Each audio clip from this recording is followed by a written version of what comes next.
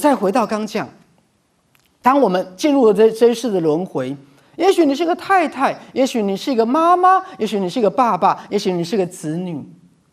可是，来，徐师今天又在切我们的主题了。在关系当中不相伴，让爱圆满。那徐师要问另外一个问题，请问我们在所有的关系当中，有没有感觉到不自由？各位，当然建立关系不错，可是当你形成了一段关系，比如说伴侣关系或夫妻关系，比如说亲子关系，到最后你会不会在这个关系里面不断的迁就？来，比如说徐医师有一个个案，好，他说老公永远都是想吃路边的快炒100，母亲节太太的生日也都吃快炒100，因为老公觉得这东西很好吃，又便宜，又很有台味，有没有？好，那太太呢？太太都希望在那个有文青的味道的那个风景好，气氛佳，好啊，吃个这个意大利面啦，我吃个这个下午茶啦，好，可是先生永远都是路边的快炒100。好，后来这个案就跟我说，结婚20-30年，他再也没有吃过他喜欢吃的餐厅。来，徐师开个玩笑，你真的有这么爱这个人啊？你真的有这么爱这个人哦？爱到你跟他结婚在一起之后，你再也没有吃过自己喜欢吃的、上自己喜欢上的餐厅了？有爱到这个程度吗？好，学习要说的是，在关系里面有没有很多的迁就？好，比如说学习做很多个案，我告诉大家，在关系里面越迁就的人，有时候他心里会越不平衡，时不时就会登来打你嘎嘎哉不？因为在他的内心世界里面，他觉得，可能你觉得他不委屈，他不难过，可是也许他觉得他委屈。各位，人迁就久了，人是会发脾气，而且夫妻都是。各位明白我的意思？我的意思是说，今天就算你们当了妈妈，当了爸爸，请问你有多久没有真的做自己？包括徐师辅导过很多夫妻哦，后来夫妻婚姻出问题了，先生外遇了或太太外遇了，后来我一深入了解，我就发现，当2个人生了小孩之后，2个都忙着当父母，你们忘记你还是一个太太的身份，你忘记你还是一个先生的身份。那所有的人都在迁就孩子，生活的重心一切以孩子为重心。各位，那当这样的婚姻生活，我为什么不外遇呢？因为我外遇，我可以找回我自己，找回2人世界，只是另外一个人不是太太而已啊。各位明白了吗？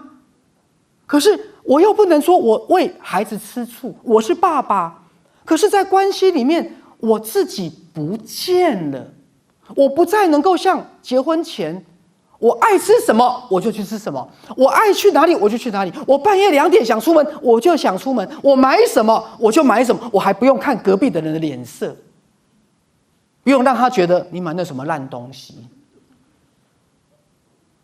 我只是比喻这样讲哈，各位你懂我意思吗？就算我买的是烂东西，我自己一个人觉得好就好啦。可是另外一个人可能很酸啊，可能很不以为然啊，可能觉得你很没水准啊。各位了解我的意思？他不见得是有意的。来，所以学习要讲的是，当我们在关系当中，你真的是感觉到被了解、幸福的扩大，还是最后你是迁就，最后你是委屈，最后你感觉到你根本就不能做自己，然后我们整个社会整个大帽子又扣下来，什么大帽子？责任。你要有责任感，你要有责任感。你要有责任感。可是徐医师这样讲，责任似乎伴随着所有快乐的失去，以至于你只能用责任逼迫自己在那个角色当中匍匐前进。所以等一下徐医师要讲，责任不是一个好东西。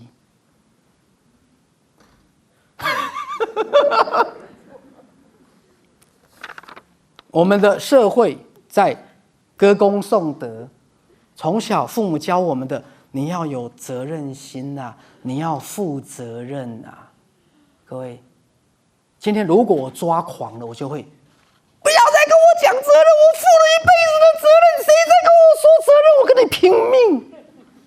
各位听懂了没有？假设这个比喻，因为一个人，好，来，徐师最近又在体会很多易经的道理，阴阳的道理。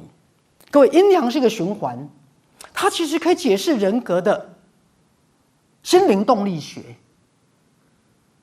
好，这部分我先拉出一小段，等一下我再来回来讲责任。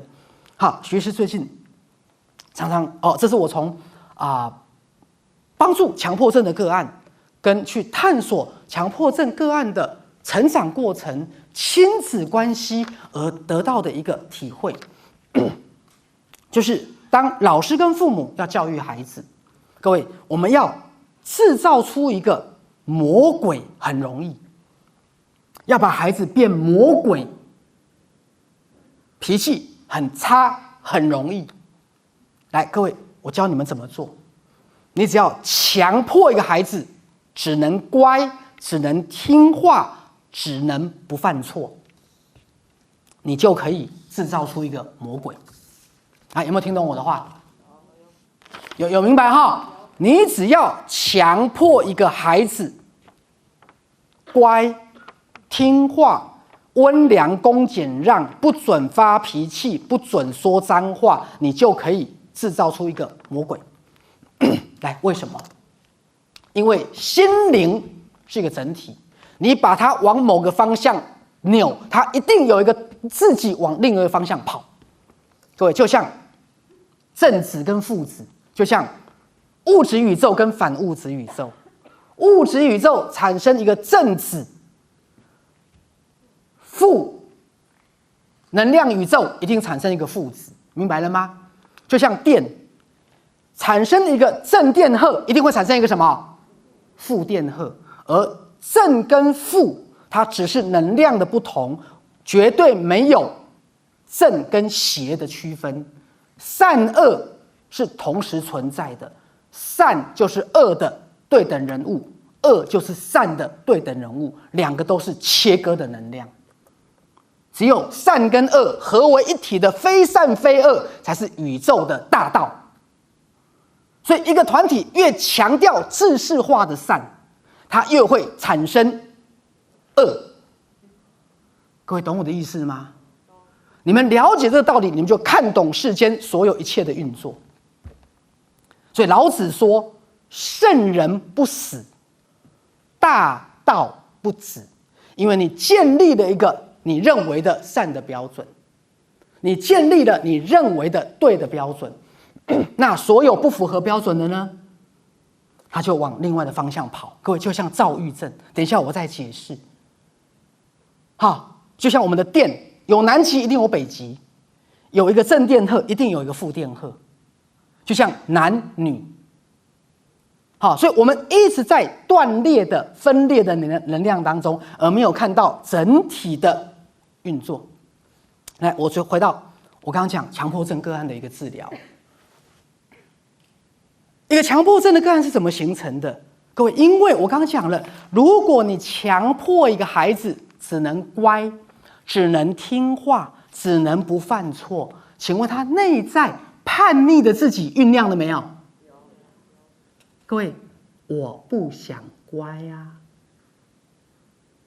你说乖我就乖哦。我不想听话啊，那我都听你的，那谁听我的？我都听你的，那我没有内心的声音吗？我有我内心的声音啊，我到底是要做你对我的期待中的自己，还是我要听我内心的声音，做我想做的自己？到底最后我的这个自己是符合你们期待的自己，还是我想做的自己？各位了解许师的在表达什么了吗？今天纵使我都符合你们的期待了，达到你们的标准了，可是那个我不是我啊，他不是我想做的自己呀，我会快乐吗？我不会快乐。所以你要我听你的话，符合你的期待，如果我没有处理好我内在的反作用力，我就会变成一个叛逆的恶魔的自己，然后这一辈子不断的整你，所以这一辈子整你最深的那个人，就是最想要听你的话，符合你的期待的那个人。你们记得许是这句话，这一辈子跟你因缘纠葛最深的那个人，后来折磨你最深的那个人，什么都跟你作对的那个人，你说什么他都跟你 say no 的那个人，其实他的内心最早酝酿的是他多么想要乖，听你的话，符合所有你的期待，但是因为做不到，我就干脆把自己变成魔。而学校里面的坏学生是不是都这样来的？他当年都是期待自己当一个多么好的学生，他当年都是期待自己品学兼优，被老师喜欢，可是不是每个孩子都做得到啊。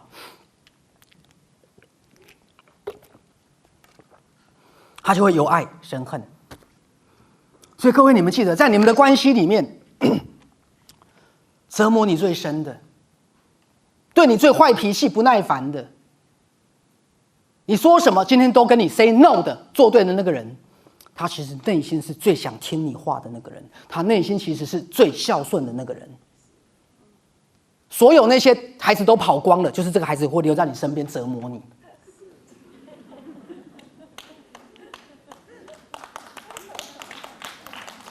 那些孩子为什么跟你跑光了？因为他跟你缘分已经慢慢化解了，懂了没有？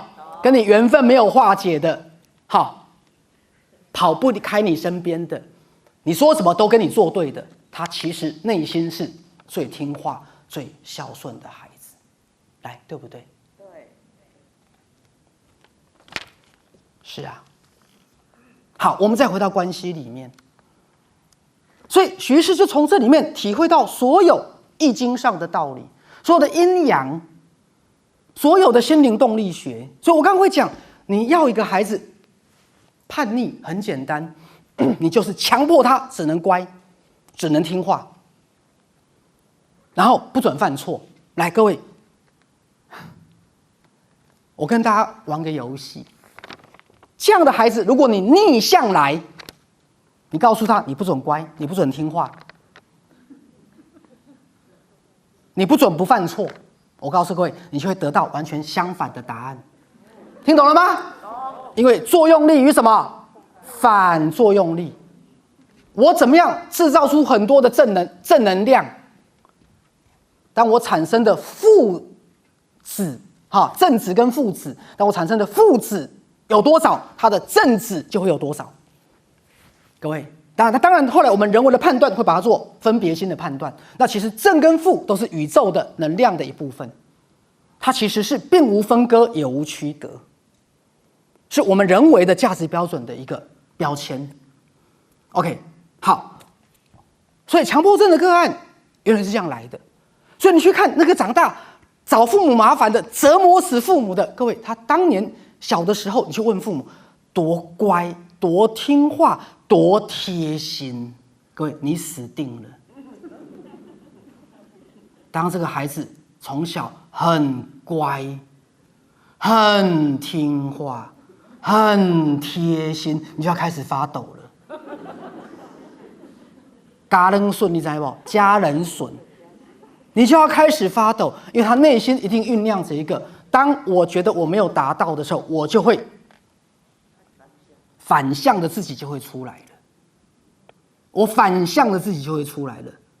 就算你说的有道理，我也不会认同你，我不断的跟你作对。其实我刚讲了，有时候在你身边最折磨你的那个人，其实是骨子里是最孝顺的，最孝顺的，最想听话的，最在乎你的。好，来，我们再回到关系里面，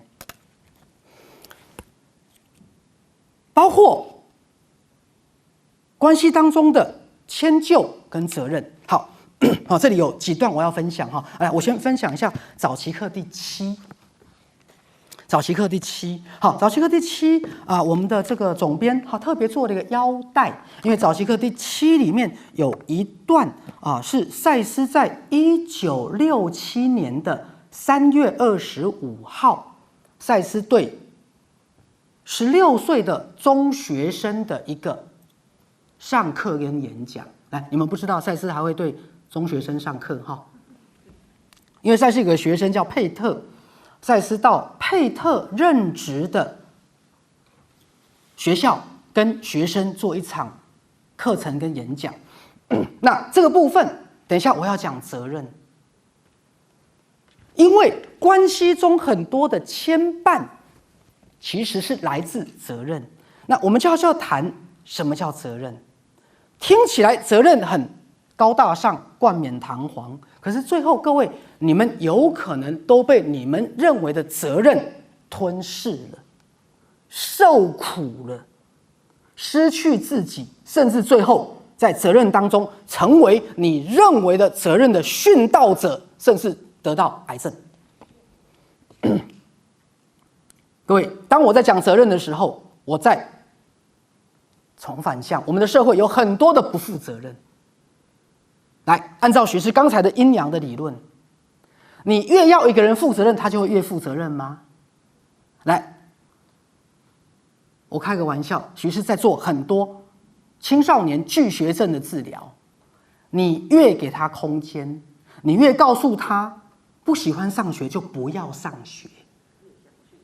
可是如果真的我们遇到困难，数学有困难，我们来解决；哪一科目不会，我们来探讨。你真的觉得不想上学，我们就不要上学。各位，你讲完这一句话，他就很想上学了。真的很奇怪，你每天逼他上学，你痛苦，他更痛苦，甚至逼到后来，两个都疯掉了。各位，因为心灵它是一个能量，能量它是一个动力学的取向。有时候青少年，你越不要他做这样，他越要做这样，因为他要反向的 say no means say I。当他在说 no 的时候，就是他要展现他自己，我要跟你不一样，我才是我啊！我跟你一样，那还要我干什么？所以我就是得跟你不一样啊！所以你说东，我一定要西，才能造成区隔啊！各位，市场区隔知道吗？市场区隔啊！你说东，我就要说西；你说好，我就要说不好。因为我就是借由对比认识我是谁，所以 say no is say I。好，那这里赛斯跟这些学生讲，他第一个，赛斯是绝对反对战争的。好，我们先把这段看一下，战争绝对没有任何正当的理由，就任何所有的理由都不足以发动战争。我们先把关键讲清楚，然后杀人，不管任何的杀人，战争也是集体谋杀，杀人也没有任何的正当理由。好，反正你手段不能让目的合理化。你说追求和平而杀人，对不起，一样错。那你说追求和平杀人，我也可以追求我的和平来杀你啊，听懂了吗？你说追求任何的东西而发动战争，各位，那都是错的，都是愚民政策，都是愚民政策。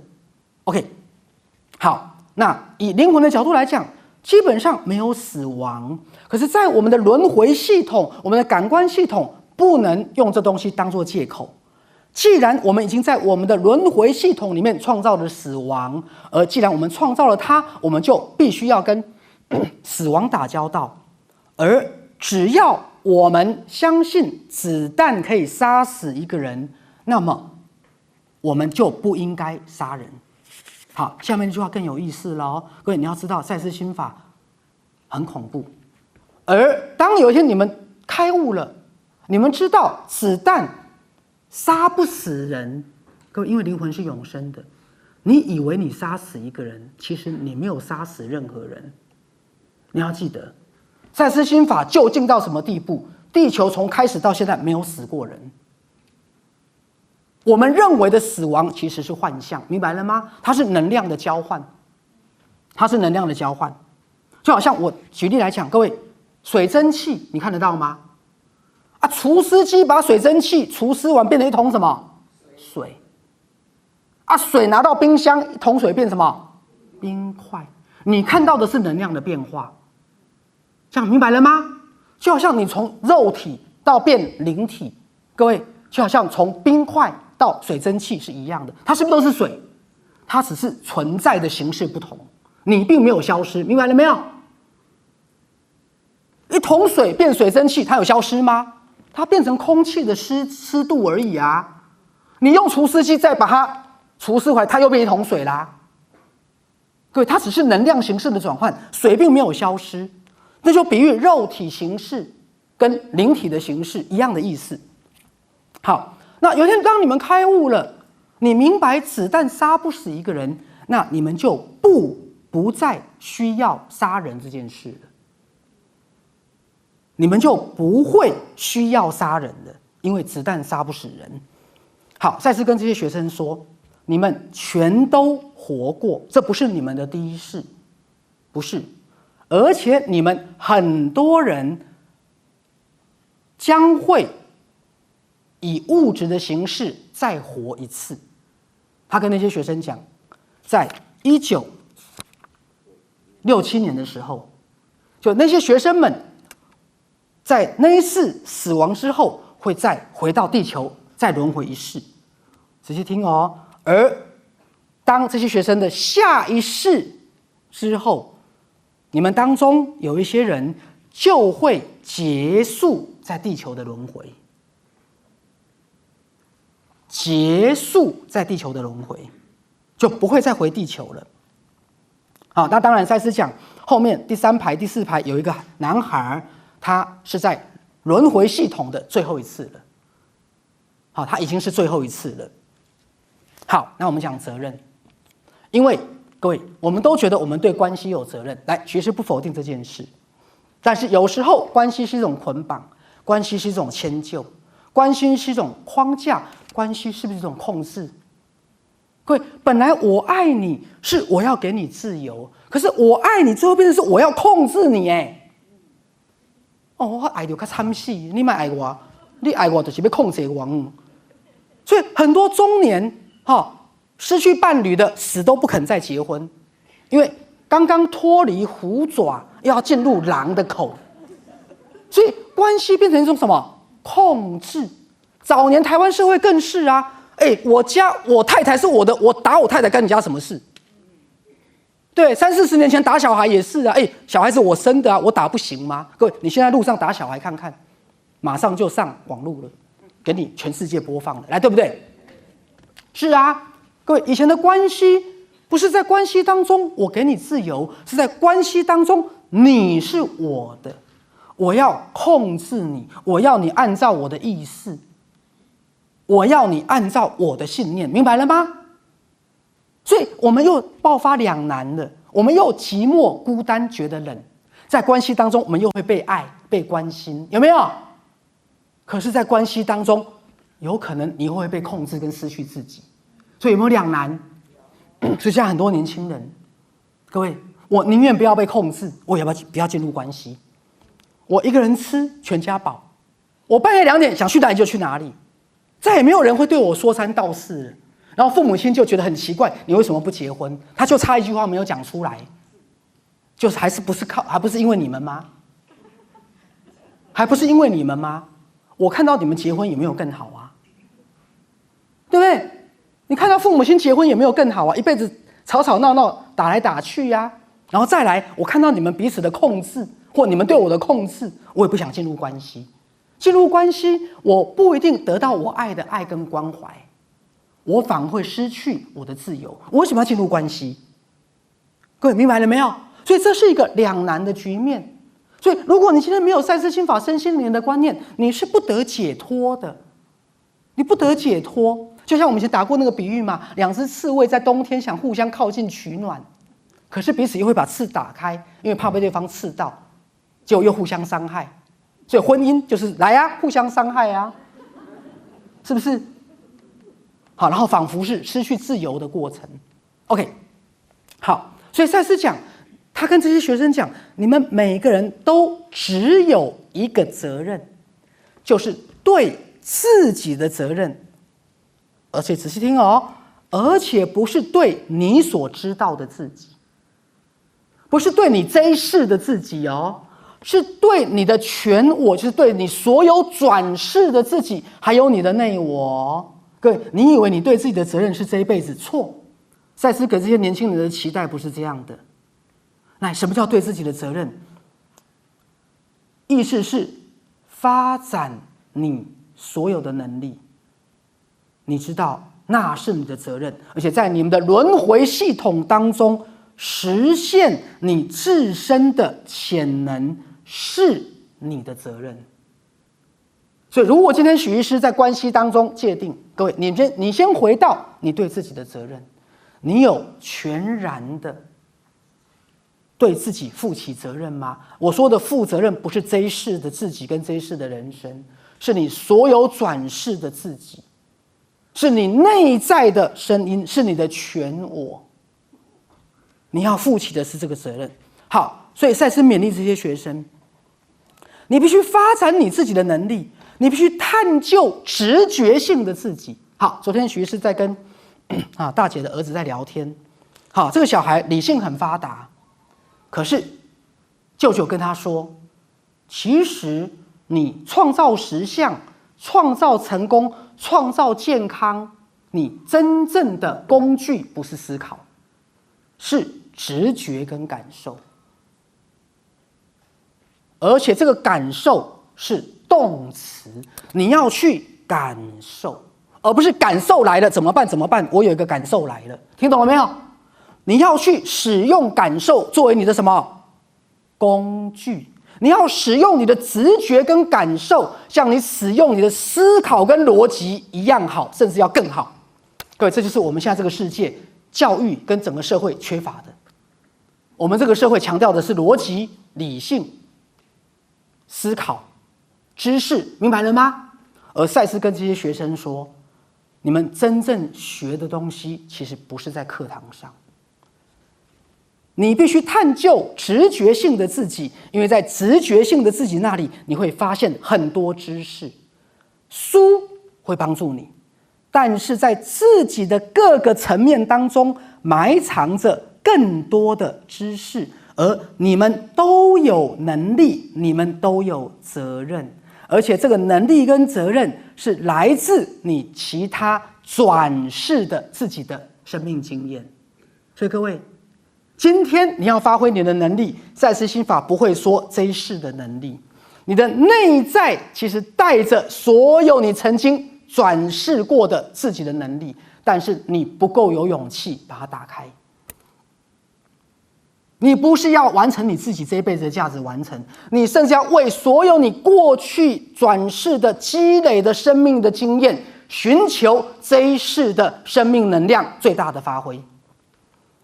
但是你可能会把它扭曲成叫做尽责任，其实不是这个意思，不是这个意思。各位，就好像我刚讲，忧郁的本质其实是为了沉思，为了当一个观察跟做一个理解的一个过程。好，你们都有能力，也都有责任，这两者都是来自你其他转世的自己的经验，而你人格当中的内在部分，其实是知道你前世的细节，而你今天所拥有的能力，也是你在前世发展出来的。而你的投胎是很重要的，你具有肉体是很重要的。为什么？因为如果你的能力的发挥，你人生的困境的解决，能够在心灵跟心智层面解决，那你来投胎干什么？所以赛斯是非常肯定轮回系统的。如果我们都能在意念的世界解决，你要拥有肉身干什么？拥有肉身就是你必须在肉体的层面，在轮回系统当中来解决这个问题。好，我今天时间没有很多，我这部分先到这里来谈责任，从责任中解脱，然后怎么样发挥自己所有的责任，好，发挥自己所有的能力。好，来，那我有另外一段想跟各位分享。好，讲到责任，好，为什么？因为很多关系，你们把关系界定是责任，我对亲子的责任，我对父母的责任。等一下我会跟各位说，只有快乐，只有创造力，没有责任。这就是升华的意思。如果亲子关系是一种快乐，如果跟父母的相处是一种快乐，当然我跟我妈还要再提升的哈。如果夫妻关系不是责任，而是快乐的创造力的展现，你们的人生就会完全进到不一样的境界。来，我把这段讲完，因为我们刚才时间有点往后拉，所以我补给各位哈。快乐原理是天性，是本然，是创造力。这段是赛斯资料的私人课6 1971年。来，我现在讲赛斯的原文：你爱好快乐，专注于某种神奇的创造力，而这种喜爱与快乐自动的使得个体与存有本身，就是你的灵魂的本质和谐的相处，因为灵魂或存有的本质用同样的方式运作，所以创造力的本质是快乐，亲子关系的本质是快乐，投胎拥有肉体轮回的本质是快乐，不是受苦。各位记得，你受苦只是一个扭曲掉了，它的真正的本意是为了快乐创造力，然后利己利人利益众生。好，来，甚至动物们在照顾它的后代，是出于本然的快乐跟喜爱。各位就好像 baby 刚出生，好，你第一个感觉到的是快乐跟喜爱，动物照顾它的后代也是，而不是出于责任感。而责任感、责任这一个名词常常被大家提到，因为人们忘了如何从自身、从活动、从关系当中感觉到宇宙本然的快乐。所以来，学士要讲了哈，来再往下，我们再把这段看完。身体本身的设计是来快乐的，价值实现寻求快乐，整个自由意志的概念在各种令人快乐的行为级别之间做出选择，即使是动物的价值完成，也坚持生命的存在要有性质上的享受。当个体随着朝向各种快乐的内心的冲动的时候，这种享受会自动的带给个体跟大自然所有其他的成员一个爱的互助合作。各位，就是你会利益万物。当你快乐的时候，因为你不快乐就是人间公害，是污染。这听懂了吗？塞民你知不？塞民是不是污染？有味道，而且污染空气。各位，所以快乐会增进整个世界的提升的品质。一个不快乐的人，各位，你看过一个快乐的人？我好快乐，我好看，我等一下就要去杀人，会有吗？我好快乐，我好快乐，我等一下要去抢劫，有吗？我很快乐，我很快乐，我很喜悦，我等一下就要去强暴一个人，有吗？神经病啊！听懂了没有？所有的犯罪对人施予的伤害，通通是来自不快乐。好，来，但是我们所谓的享乐这个名词，对官方的道德感常常是负面的。那么，如果你以所谓身心灵的这种方式，创造性的方式来追求快乐，那你就会自动的放弃所谓错误的责任概念。来，各位，责任是因为你在关系当中失去了快乐，责任是因为在亲子关系当中失去了快乐，责任是因为你在跟你的父母的互动过程当中不再能够喜悦跟欣赏彼此的优点。所以你在 suffering 是什么？受苦。你在责任中受苦，你在关系中受苦。好，学习要做结论了。所以在整个赛斯心法的学习，要帮各位完全画面重整，就是在你们现在所认为的所有的责任里面，我们把它还原到那是一种愉悦，那是一种彼此的成就，而你在这种关系的互动当中，你真的找回创造性的快乐元素。而当你真正的那个喜悦来到你的身上，来到你的所谓的关系当中，各位，你就不会被很多的痛苦羁绊，甚至很多的疾病都会不药而愈。阿尼讲好不好？好，所以赛斯心法，各位是学不完的，是学不完的。许医师到现在34年，34年他是学不完的，你们就会发现他对你们自己跟对这个世界有多大的帮助，好不好？好，那我们今天讲座到这里结束，谢谢大家。各位亲爱的观众朋友，大家好。当社会上这么多的媒体带着这么多的恐惧、偏见与限制的资讯的时候，你是否问过自己，什么才能让你跟全家人及孩子们能够得到正向的能量，能够对未来充满了期待跟喜悦，而活出生命的独特平安跟自在呢？为了这个目的，我们成立了赛斯网络公益电视台，就是希望为全世界的人类提供一个向内觉察、传递正能量，协助每一个人都能把我们内在的正能量，我们的内我的爱、智慧、慈悲、创造力、喜悦跟潜能打开，让我们的社会更和谐，来活出身心灵平衡健康的人生。而这10几年来，赛斯网络公益电视台一共自播了身心灵的公益讲座、读书会近2000场，而我们所有的时事健康节目也近100集。如果您喜欢我们的节目，支持我们的理念，希望您一起来支持我们的赛斯网络公益电视台，而您的小小的捐款能够让我们大大的出力，能够让我们为这个社会尽每个人能尽的一起的力量。希望您能够与我们一同来参与这样的行列。